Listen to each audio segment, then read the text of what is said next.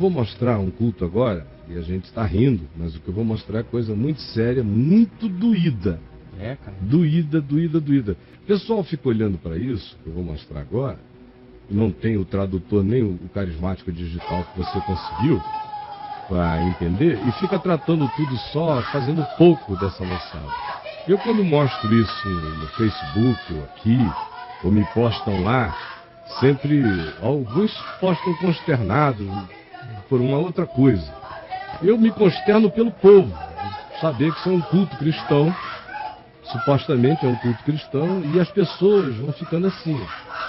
Tanto quem participa, como aquele rapazinho lá, coitado. Agora, com essa dirigente, olha o som dela. Olha o som dela. Aumenta o som dela.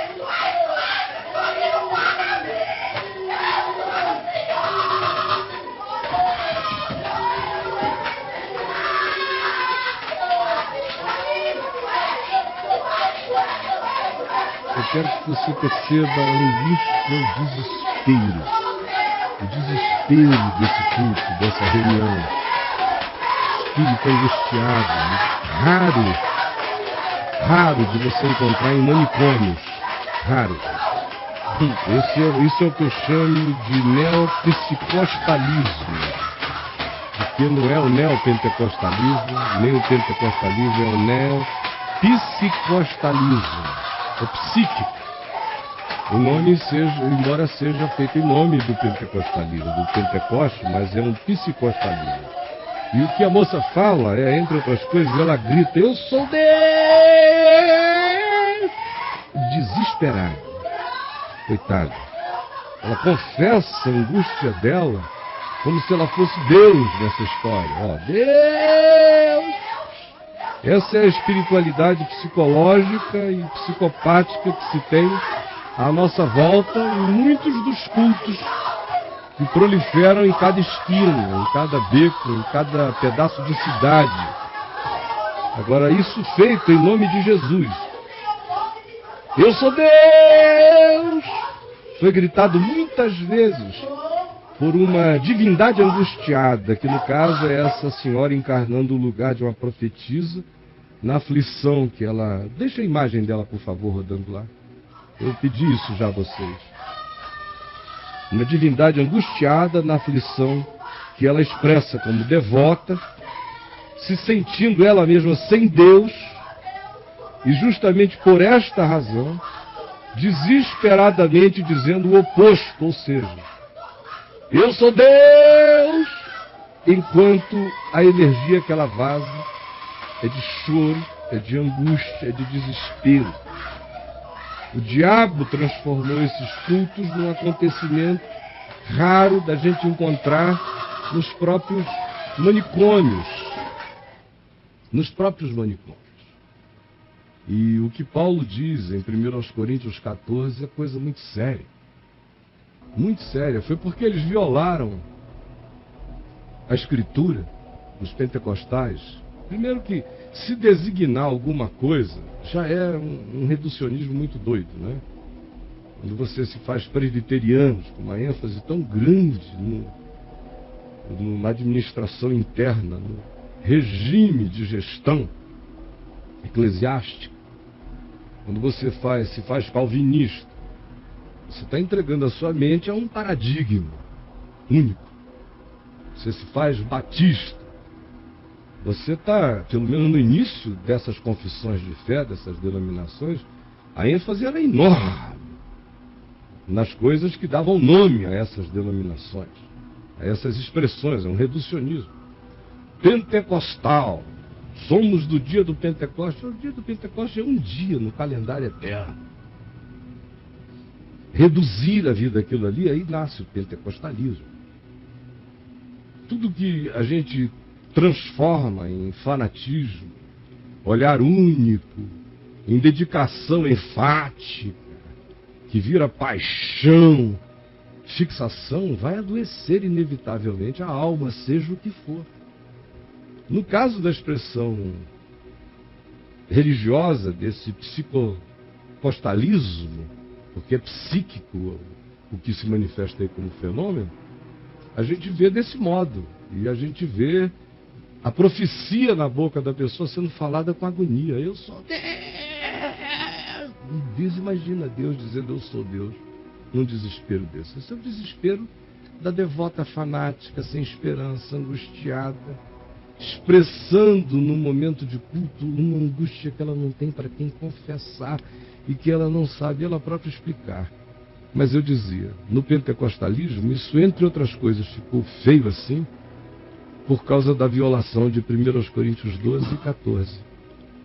Porque absolutizaram o dom de línguas, porque fizeram das profecias um absoluto e interpretaram as profecias com as categorias do Velho Testamento e não do Novo Testamento.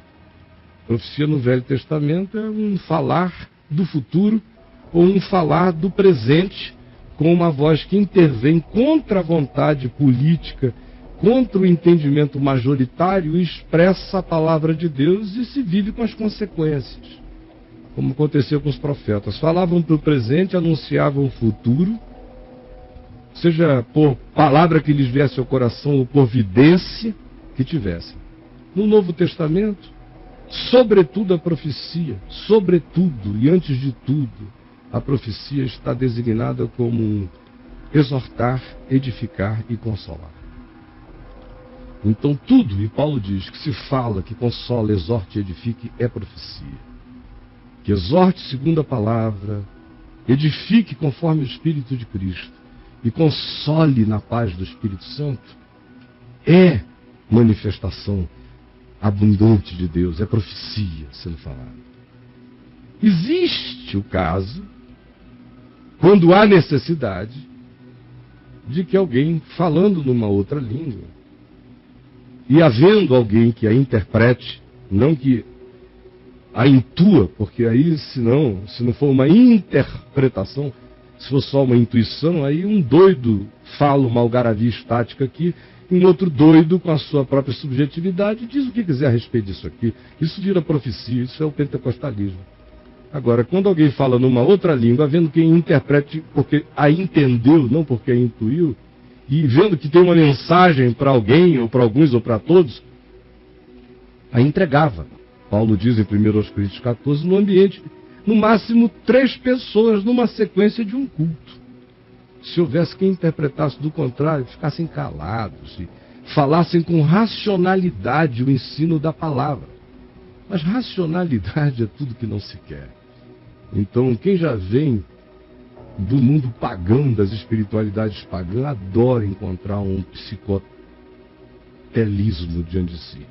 Adora encontrar essa expressão psicocostal diante de si, esse movimento que é só expressão da angústia psicológica de muita gente. Psicostalismo é o que você vê acontecendo o tempo todo. E não tem nada a ver com o Evangelho, nada a ver com o Espírito Santo, é transe, é angústia, é uma forma psiquicamente adoecida de expressar a dor inconfessa da alma. Ouça de novo os gritos dessa senhora. Ouça de novo. E sinta a agonia dela. Não fique impressionado.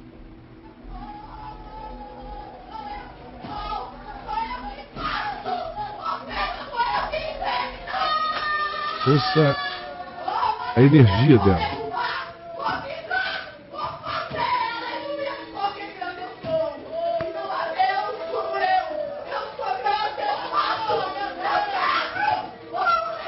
Olha a agonia. A agonia, coitado. Agonia. Pode voltar para mim. Agonia, você não nota? O que ela está dizendo ali é o que menos importa. O que mais importa é o que ela expressa. Mas é por não se ter uma leitura do todo, é que as pessoas vão adoecendo de maneira horrível. Vão assimilando doenças e impregnações impensáveis. Não percebem e não discernem.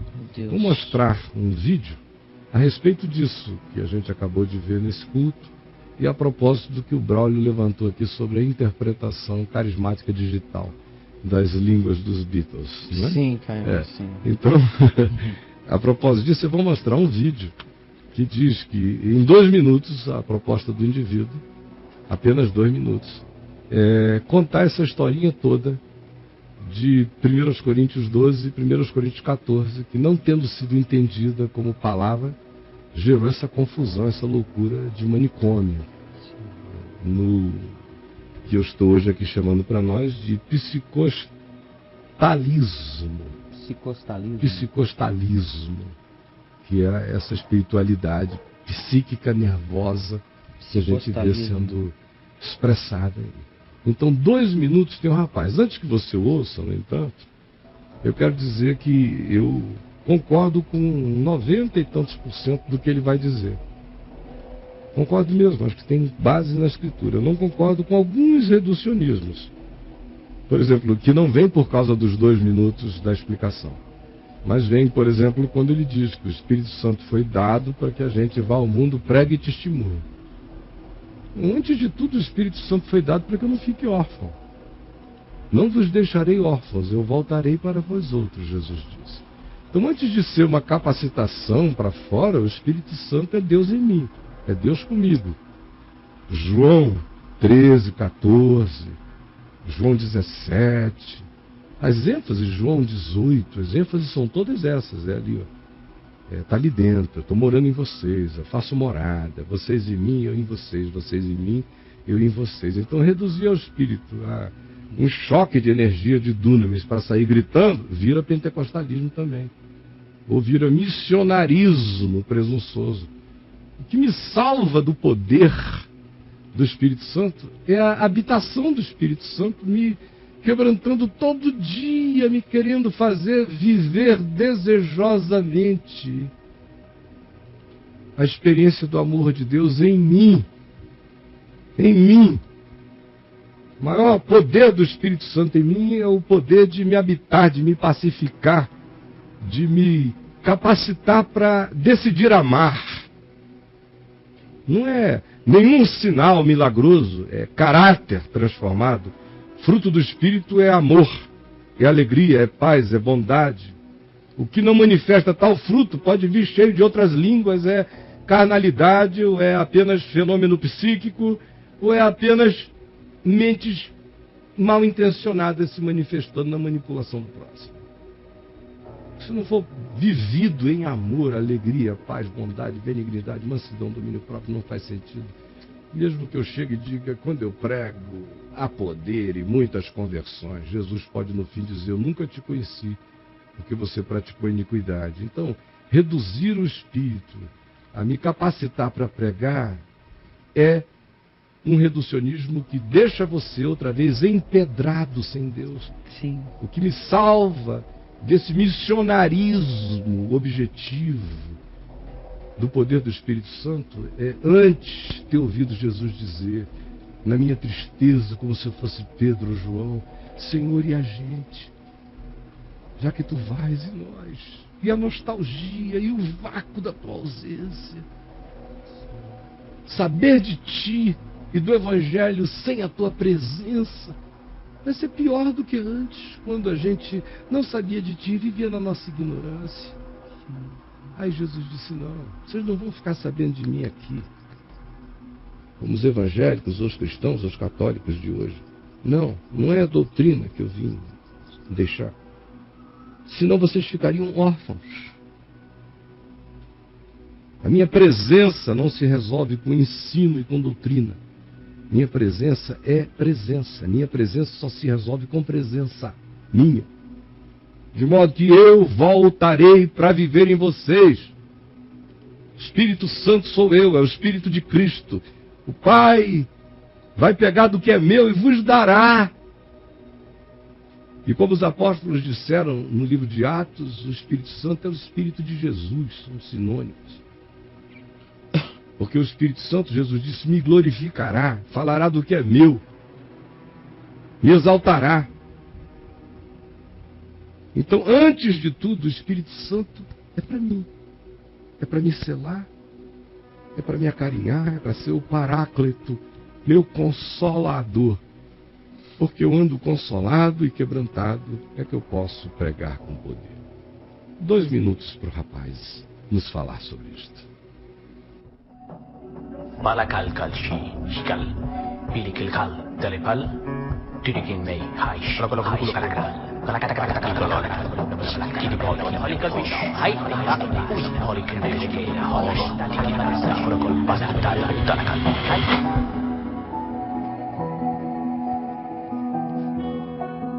Alguns cristãos sinceros acreditam no chamado dom de línguas como um sinal do batismo do Espírito Santo. Falar dessa forma se entende como evidência do poder pentecostal. Todo crente convertido deve fazê-lo. E se não o faz, tem um problema. Há quem acredite que isto provém do céu. Talvez, a não ser que na verdade pronunciar de sílabas que não se entende nem mesmo quem as pronuncia não parece representar bem a presença de Deus. E se realmente isso não é certo? E se a Bíblia não ensina isso? Se isto é um fenômeno de autossugestão aprendido e imitado por milhares de cristãos, então esse é um dos maiores enganos da história. E se não é fingido e provém do inimigo de Deus, isto é mais grave. Vou lhe contar em 2 minutos a verdade sobre o dom de línguas. Está preparado? Comecemos. Em todo o Novo Testamento, os dons dados à igreja são para cumprir uma função. Jesus ordenou pregar o evangelho a todo mundo, mas os discípulos só sabiam 1 ou 2 idiomas. Por isso foi feito um milagre. Em Atos 2, o verdadeiro dom não foi glossolalia, e sim xenolosia, que quer dizer Speak a real language that didn't know before. Em Atos 10 e 19 ocorrem casos similares, era um símbolo útil para os não crentes. Mas no capítulo 4, 8 e 9 se derramou o Espírito Santo e não houve dom de línguas. Por quê? Porque não haviam estrangeiros, então não havia necessidade. Curioso, não é? A Bíblia não ensina que falar em línguas seria o único símbolo do Espírito comum a todos os crentes. Alguns afirmam que o dom consiste em orar em idiomas angélicos desconhecidos. Dizem que se pode praticar relaxando a boca e se deixando levar pela euforia. Não há forma de saber se é verdadeiro ou falso, mas falam assim os anjos? Na Universidade da Pensilvânia demonstrou-se que ao falar essas línguas não se ativa as áreas cerebrais da linguagem. O motivo é simples, não é nenhuma forma de comunicação. E 1 de Coríntios 14, como se explica? Desde o capítulo 3, a igreja estava repleta de problemas espirituais, contendas e dissensões. Em Corinto havia tradição de rituais onde se falava a língua dos deuses. Ao mesclar-se o dom real com crenças pagãs, ele tentava definir e pôr ordem na igreja mesmo à distância. Como julgar se alguém diz orar a Deus em idioma desconhecido? Paulo sabiamente assume a crença dos coríntios, debatendo com lógicas do seu ponto de vista. Mas ele encerra o caso no versículo 28. Se não interpreta, cale-se. E é uma jogada de mestre, porque se é um idioma real, poderá ser interpretado sempre. Paulo reduz esse mito em particular a uma experiência subjetiva e inverificável para proteger a igreja. E disse no versículo 13, se alguém fala em língua, peça para interpretar. Se isso não ocorre, não está orando com sua mente. E isso não serve para nada. Todos que balbuciam essas supostas línguas na igreja sem que a traduzam, estão violando um importante mandado bíblico. Porque um dom verdadeiro sempre edifica a igreja. E se não faz, é falso. Por certo, Cristo nunca falou em línguas.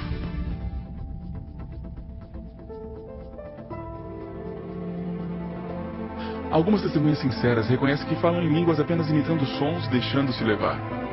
É bonito sentir-se especial, ungido, mas esse dom, como temos descrito, não provém de Deus. E se percebe sobretudo por seus frutos. O propósito do Espírito Santo, segundo Atos capítulo 1, é capacitar para pregar o Evangelho. E não para emitir ruídos sem sentido que não trazem crescimento, consolo e esperança a ninguém. Não se deixe enganar. E como sempre, lembre-se, a maioria pode estar equivocada. Ele, em 2 minutos, como eu disse, fez um trabalho bem expressivamente razoável, apesar dos reducionismos. Mas são 2 minutos. Ele, todavia, fez um reducionismo ainda que fosse em 2 horas, provavelmente porque ele expressou ali um certo ângulo do olhar dele que carrega algum reducionismo, porque em relação a Deus a gente nunca pode usar a palavra nunca. Certo?